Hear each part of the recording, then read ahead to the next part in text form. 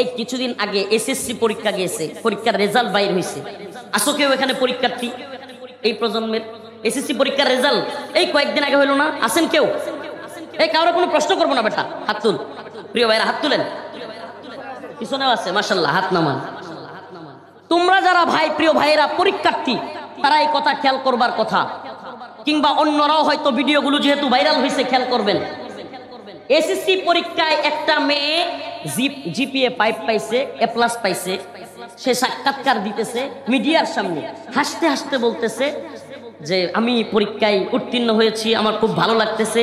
তখন সাংবাদিক বলতেছে যে তুমি উত্তীর্ণ হইলা, এটার পিছনে কি কোনো কারণ আছে কিনা? বলতেছে আমার বয়ফ্রেন্ড আমাকে উৎসাহ দিয়েছে। আস্তে বেটা আস্তে, আমি ওই হুজুর না যে বয়ফ্রেন্ড গার্লফ্রেন্ড কালচার নিয়ে মজা করব আর তোমরাও জি মজা নিবা। বেটা আল্লাহ যেটা হারাম করেছেন, যেটা কবিরা গুনাহ, এটা নিয়ে হাজার কি বলে মজা নেওয়ার মতো রুচি আলহামদুলিল্লাহ আমাদের নাই। কারণ শয়তান সবচেয়ে বড় সফল এই কাজে যে আমরা হারাম বিষয়টারে নিয়ে নরমালাইজ করে ফেলছি, হারাম বিষয় নিয়ে মজা নেই। নাউজুবিল্লাহ, এটা তো হারাম। কিছু আলেম নামদারি লোক আছে, আল্লাহ এদেরকে ক্ষমা করুক, হেদায়েত দান করুক। এই ময়দানে দেখলাম গার্লফ্রেন্ড বয়ফ্রেন্ড কালচার বা বিভিন্ন ছেলে মেয়েদের ইস্যু নিয়া, রিলেশনের ইস্যু নিয়া খুব মজা করে কথা বলে, পোলাপানও মজা নেয়, হাসে, খুব ফুর্তি করে। বেটা বাটপার, এটা কি ফুর্তি করার বিষয়? আল্লাহ যেটা হারাম করছে এটা কিন্তু তোর কষ্ট লাগবার কথা ছিল, যে আল্লাহ কবিরা গুনাহ। গার্লফ্রেন্ড বয়ফ্রেন্ড কালচার এগুলো কি জিনা হচ্ছে। ওই গার্লফ্রেন্ড বয়ফ্রেন্ড কালচারের কারণে চিপাই চাপাই, পার্কের চিপাই চাপাই গিয়া মেলামেশা করে ওই মেয়েটার গর্ভে বাচ্চা দিয়ে আসতেছে, ওই বাচ্চাটা মেন হলে ডাকনার মধ্যে ময়লার স্তূপের মধ্যে ফেলে আসতেছে। এটা নিয়ে আপনি হাসাহাস করতেছেন? নাউজুবিল্লাহ, এটা কি হাসাহাসির বিষয়? আল্লাহ তাআলা আমাদের বুঝার তৌফিক দান করুন। শয়তানের সবচেয়ে বড় সফলতা কোনটা? যে আমরা হারাম বিষয়গুলোকে নরমালাইজড করে ফেলছি। হারাম বিষয় নিয়ে যখন আমরা হাসি, মজা নেই, কি এক সমাজ চালু হয়েছে। আস্তাগফিরুল্লাহ, গার্লফ্রেন্ড আছে বুক ফুলায় বলে, বন্ধুদের মধ্যে গিয়ে গর্ব করে, এই গার্লফ্রেন্ড ফোন দিচ্ছে, আরে বাবা, মানে এই ধরনের একটা কালচার তৈরি হয়ে গেছে। আস্তাগফিরুল্লাহ। অথচ বিয়ের ক্ষেত্রে বাপ মার কাছে যাইতে ভয় পায়। বেটা বিয়ের ক্ষেত্রে বুক ফুলায় যাওয়ার কথা ছিল, এটা হালাল, এটা বৈধ, আমি বিয়ে করবো। আল্লাহ বলছে ফানকিহু মা তাবা লাকুম মিনান নিসা মাসনা ওয়া থুলাথা ওয়া রুবা। যে আল্লাহ বলছেন 2টা 3টা 4টা, আল্লাহ শুরুই করছে 2টা থেকে। পুরানো আয়াত আল্লাহ শুরু করছে কয়টা থেকে? মানে উল্টায় ফেলছে আয়াতের বিষয়টাকে। আল্লাহ মাফ করুক, অনেকে উল্টায় ফেলছে। আসলে এই মজমাগুলো দেখলে খুব ভালো লাগে। কেন ভালো লাগে? কারণ বিগত সময়গুলোতে এত সুন্দর আয়োজন করতে গেলে, এইভাবে স্কুল প্রাঙ্গণে হাজার হাজার জনতার সমাবেশ, ইসলামিক প্রোগ্রাম করতে গেলে, বিশেষ করে যদি আমাদের নাম দেওয়া হইতো, হায় হায়। আমি একটা মজার ঘটনা বলি। আমি যেখানেই যাব, আমার সাথে ওই সময়ে পুলিশের খুব ভালো সম্পর্ক ছিল। আমার আগে পুলিশ গিয়া বসে থাকতো, মানে আমরা যাওয়ার আগেই ওখানে গিয়া পুলিশ অপেক্ষা করতো। মাঝে মাঝে রাস্তা থেকে ফিরাইয়া দিত, মাঝে মাঝে আরো আগেই ফোন দিয়া ওসি সাহেব বলতো, হুজুর আপনার আসার দরকার নাই, বয়ান যা করার আমরাই করব। বলতো হুজুর আপনাদের আসার দরকার নাই, আলোচনা যা হওয়ার সব হয়ে গেছে, আমরা প্যান্ডেল ট্যান্ডেল মাইক টাইক সব বন্ধ করে দিছি, আপনার আর আসার দরকার নেই। তো আলহামদুলিল্লাহ, আল্লাহ পাক সুবহানাল্লাহ, ফালা তাহসাবান্নাল্লাহা গাফিলান আম্মা ইয়ামালুজ জালিমুন। যে আল্লাহ তাআলা জালেমদের ব্যাপারে বলছেন যে হে জালিম সম্প্রদায়, তোমাদের জুলুমের ব্যাপারে আল্লাহকে গাফেল মনে করিও না। সুবহানাল্লাহ, আল্লাহ কি না? গাফেল না। আল্লাহ তাআলা সমস্ত জালিমদের ব্যাপারে জানেন। আল্লাহ আলিম, আল্লাহ সামিউ, আল্লাহ বাসীর, তিনি জানেন সবকিছু। তিনি সামিউ, তিনি শুনেন সবকিছু। তিনি বাসীর, তিনি দেখেন সবকিছু। সুবহানাল্লাহ। এই দুনিয়ার ক্ষমতার অহংকার, এই দুনিয়ায় যত দাম্ভিক মানুষ আছে, আল্লাহ তাআলা প্রত্যেককেই ধরেন, ছাড় দেন, কিন্তু ছেড়ে দেন না। একটা সময় গিয়া পাকড়াও করে, একটা সময় গিয়া কি করেন? কুলিল্লাহুম্মা মালিকাল মুলক তুতিল মুলকা মান তাশা ওয়া তানজিউল মুলকা মিম্মান তাশা ওয়া তুইজ্জু মান তাশা ওয়া তুযিল্লু মান তাশা বিয়াদিকাল খায়র ইন্নাকা আলা কুল্লি শাইইন কাদির। আল্লাহ রাব্বুল আলামিন বলেন, হে নবী আপনি বলে দেন, কুলিল্লাহুম্মা মালিকাল মুলক, এই সমস্ত মুলুকের সমস্ত ক্ষমতার মালিক একমাত্র কে? হাজারো জনতা বাম দিক থেকে আওয়াজ হয় নাই, তাবারাকাল্লাযী বিয়াদিহিল মুলক ওয়া হুয়া আলা কুল্লি শাইইন কাদির। সমস্ত শাইয়ের মালিক, সমস্ত মুলুকের মালিক কে? সুবহানাল্লাহ। আল্লাহ বলেন, তুতিল মুলকা মান তাশা, আমি যাকে ইচ্ছে হয় ক্ষমতা দেই। সুবহানাল্লাহ। তার মানে আল্লাহর ইচ্ছার বিরুদ্ধে গিয়া ক্ষমতা পাওয়ারও সম্ভাবনা নাই। তাইলে আল্লাহ এটা কেন করেন? জালিমদেরকে আল্লাহ ক্ষমতা দেন মাঝে মাঝে। কেন? কারণ হলো ওই জনপদের মানুষ জুলুমের মধ্যে জড়ায়া যায়, আল্লাহর নাফরমানিতে জড়ায়া যায়। এজন্য আল্লাহ পাক ওই জনপদের ওই সম্প্রদায়ের মানুষকে শিক্ষা দেওয়ার জন্য হাসিনার মতো জালিমদেরকে ক্ষমতা দেয়। এখনো যদি শিক্ষা না হয়, নতুন করে কেউ দাম্ভিক আর অহংকারী হয়ে যান, তাইলে মনে রাখবেন আল্লাহ মাফ করুক, আবারও কিন্তু আমাদেরকে আল্লাহ পাক জালেম শাসক আমাদের উপর চাপাইয়া দিবেন। আল্লাহ বলছেন, ইন্নাল্লাহা লা ইউগাইয়িরু মা বিকাউমিন হাত্তা ইউগাইয়িরু মা বিআনফুসিহিম। আল্লাহ ততক্ষণ কোন কওমকে, কোন জাতিকে পরিবর্তন করেন না যতক্ষণ না সেই জাতি নিজেরা পরিবর্তন হয়। সুবহানাল্লাহ। তাইলে আমাদের আগে পরিবর্তন হইতে হবে, আমাদেরকে আগে ভালো হইতে হবে, অবশ্যই আমাদের মধ্যে পরিবর্তন আনতে হবে। আমি এই জন্য প্রায় প্রোগ্রামেই বলে থাকি, সর্বপ্রথম যে আওয়াজটা তুলি, সমস্ত ক্ষমতার মালিক কে? আল্লাহ। সমস্ত ক্ষমতার উৎস জনগণ। হ্যাঁ, সমস্ত ক্ষমতার মালিক জনগণ। সমস্ত ক্ষমতার মালিক কে? আল্লাহ।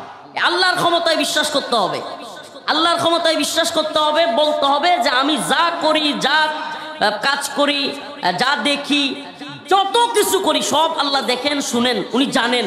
অতএব বিচার দিবসে অবশ্যই আমাকে তার সামনে দাঁড়াইতে হবে। আমি যদি সেই চিন্তা করি, সেই ভয় করি, ইনশাআল্লাহ আল্লাহ পাক আমাদের উপর কখনো জালিম শাসক দিবেন না। কোরআনে আসছে, আল্লাহ পাক বলেন, ওয়া কুল্লুহুম আতিহি ইয়াউমাল কিয়ামাতি ফারদা। সকলকে, প্রত্যেক মানুষকে, কুল্লুহুম আতিহি ইয়াউমাল কিয়ামাতি ফারদা, এক এক করে আল্লাহর সামনে দণ্ডায়মান হইতে হবে। হে শাহাবুদ্দিনের ছেলে রফিকুল ইসলাম, হে অমুকের ছেলে তমুক, প্রত্যেককে আল্লাহ পাক এভাবে এক এক করে, কুল্লুহুম আতিহি ইয়াউমাল কিয়ামাতি ফারদা, এক এক করে আল্লাহ পাক জিজ্ঞেস করবেন। আর আল্লাহর কাছ থেকে প্রত্যেকটা বিষয়ের হিসাব না দিয়ে, জবাব না দিয়ে কেউ এদিক সেদিক যেতে পারবে? এই ভয় আছে তো আমাদের মধ্যে। সেই রব্বুল আলামিন বলেছেন, তুতিল মুলকা মান তাশা, আমি ক্ষমতা দেই, আমি ক্ষমতা দেই। পৃথিবীর কারো ক্ষমতা নাই নিজে ক্ষমতাসীন হবে। আল্লাহ বলেন আমি দেই। ওয়া তানজিউল মুলকা মিম্মান তাশা, আল্লাহ বলেন আবার আমার যখন মনে চায় আমি ক্ষমতা কেড়ে নেই, পালায়া যাইতে বাধ্য করি। ইন্নাল্লাযীনা আমানু ওয়া আমিলুস সালিহাত কানাত লাহুম জান্নাতুল ফিরদাউসি নুজুলা। আল্লাহ রাব্বুল আলামিন বলেন, যে ব্যক্তি ঈমানদার এবং নেক আমল করেছে সে যাবে জান্নাতে। সে কোথায় যাবে?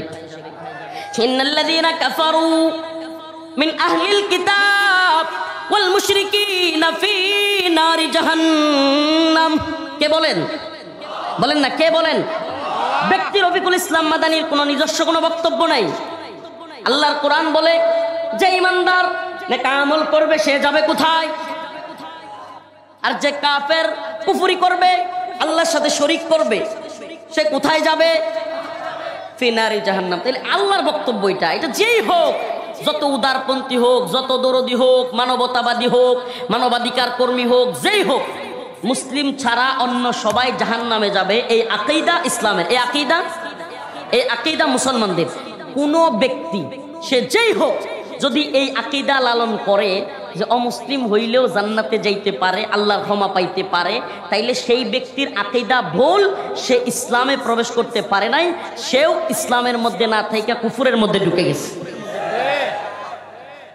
এবার আসেন বাংলাদেশের হাওয়াল, যেটা নিয়ে আমি একটু বলতে চাচ্ছিলাম। আজকের আলোচনার বিষয় এটা, কোরআনের যে আয়াতে কারিমা তিলাওয়াত করেছি, আপনারা মনে করিয়েন না হুজুর বিচ্ছিন্ন কথা বলতেছে। ইয়া আইয়ুহাল্লাযীনা আমানু লা তাত্তাখিযুল ইয়াহুদা ওয়ান নাসারা আউলিয়া বা'দুহুম আউলিয়াউ বা'দ। আল্লাহ রাব্বুল আলামিন ঈমানদারদেরকে বলেন, হে ঈমানদারগণ, হে মুমিন মুসলমান, লা তাত্তাখিযুল ইয়াহুদ ওয়ান নাসারা আউলিয়া, তোমরা ইহুদি এবং খ্রিস্টানদেরকে বন্ধু বানায়ো না। কি করিও না? ইহুদি খ্রিস্টানদেরকে বন্ধু বানায়ো না। এটা কে বলেন? আল্লাহ বলেন, লা তাজিদান্না আশাদ্দান নাস আদাওয়াতাল লিল্লাযীনা আমানুল ইয়াহুদা ওয়াল্লাযীনা আশরাকু।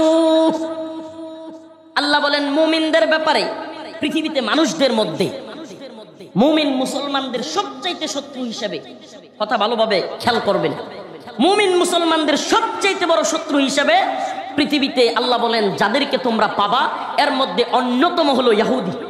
ইয়া আইয়ুহাল্লাযীনা আমানু লা তাত্তাখিযুল ইয়াহুদা ওয়ান নাসারা আউলিয়া। আল্লাহ বলেন ইহুদি খ্রিস্টানরা মুমিনের বন্ধু নয়, বা'দুহুম আউলিয়াউ বা'দ, বরং তারা নিজেরা নিজেদের বন্ধু। ইহুদি আর খ্রিস্টানরা কি নিজেরা নিজেদের? এই কিছুদিন আগে এসএসসি পরীক্ষা গিয়েছে, পরীক্ষার রেজাল্ট বাইর হয়েছে। আসো কেউ এখানে পরীক্ষার্থী, এই প্রজন্মের এসএসসি পরীক্ষার রেজাল্ট এই কয়েকদিন আগে হইল না? আসেন কেউ? এই কারো কোনো প্রশ্ন করবো না বেটা, হাত তুল। প্রিয় ভাইরা হাত তুলেন, পিছনেও আছে মাশাআল্লাহ, হাত নামান। তোমরা যারা ভাই, প্রিয় ভাইয়েরা পরীক্ষার্থী, তারা এই কথা খেয়াল করবার কথা, কিংবা অন্যরাও হয়তো ভিডিওগুলো যেহেতু ভাইরাল হয়েছে খেয়াল করবেন। এসএসসি পরীক্ষায় একটা মেয়ে জিপিএ 5 পাইছে, A+ পাইছে, সে সাক্ষাৎকার দিতেছে মিডিয়ার সামনে, হাসতে হাসতে বলতেছে যে আমি পরীক্ষায় উত্তীর্ণ হয়েছি, আমার খুব ভালো লাগতেছে।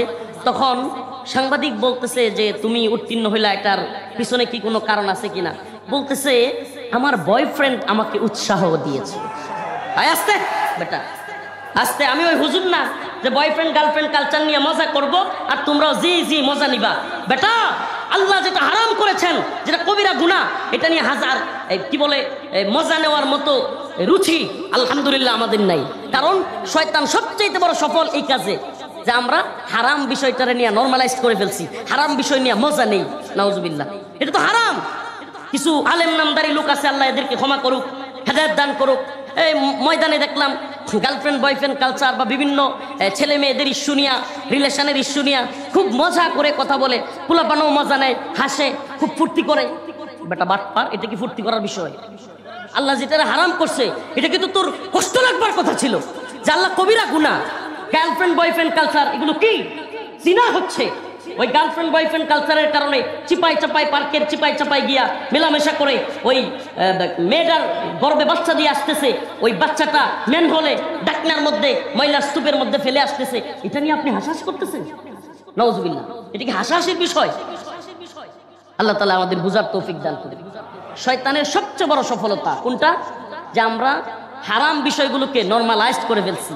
হারাম বিষয় নিয়ে যখন আমরা হাসি, মজা নেই, কি এক সমাজ চালু হয়েছে। আস্তাগফিরুল্লাহ, গার্লফ্রেন্ড আছে বুক ফুলায় বলে, বন্ধুদের মধ্যে গিয়া গর্ব করে, এই গার্লফ্রেন্ড ফোন দিচ্ছে, সর। আরে বাবা, মানে এই ধরনের একটা কালচার তৈরি হয়ে গেছে। আস্তাগফিরুল্লাহ। অথচ বিয়ের ক্ষেত্রে বাপ মার কাছে যাইতে ভয় পায়। বেটা বিয়ের ক্ষেত্রে বুক ফুলায় যাওয়ার কথা ছিল, এটা হালাল, এটা বৈধ, আমি বিয়ে করবো। আল্লাহ বলছে ফানকিহু মা তাবা লাকুম মিনান নিসা মাসনা ওয়া থুলাথা ওয়া রুবা। যে আল্লাহ বলছেন 2টা 3টা 4টা, আল্লাহ শুরুই করছে 2টা থেকে। কোরআনের আয়াত আল্লাহ শুরু করছে কয়টা থেকে? মানে উল্টায় ফেলছে আয়াতের বিষয়টাকে, আল্লাহ মাফ করুক, অনেকে উল্টায় ফেলছে।